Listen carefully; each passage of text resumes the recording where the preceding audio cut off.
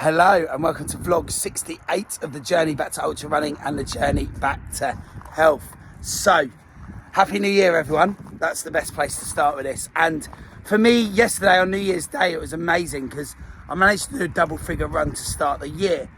A couple of things around that for me on a personal level with my training is that it took 11 plus months, so somewhere in November, so only a couple of months ago really, less than, to do a double figures run in training last year, and then I managed to achieve that on day one yesterday with 11 miles. I've just finished a recovery run now. That was really beneficial, in fact to the point where, you know, where your Garmin tells you that you're actually recovering better as a result of doing that run. And yeah, for doing that run I feel much better for it.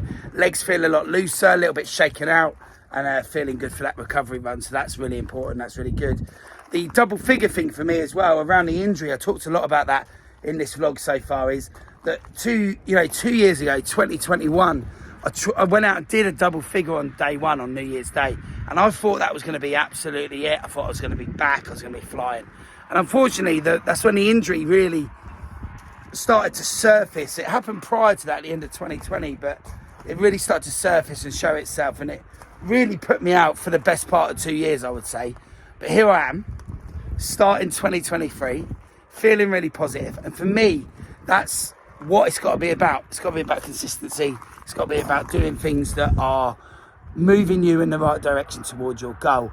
And on that note, for me, it's very much a focus now in on some specific challenges. And back in 2010, when I finished university after some really poor mental health around loss and things like that, I put on shed loads of weight, and I managed to lose that weight and do really well and become sort of that person that I've always been growing up, always into my sport, always into training. And the point is I had goals. I'd set goals. A new year is always a good time to set goals, and I'd set goals around those events that I put myself in. And you could argue that period of weight loss for me was that I lost weight through challenge. And there's certainly some big challenges here in 2023.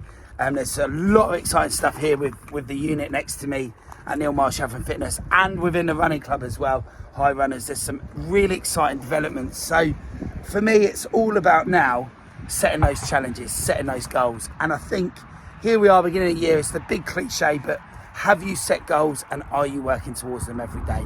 Because for me, that's what I'm going to do. I'm going to work towards those goals. 2022, we're going to park that.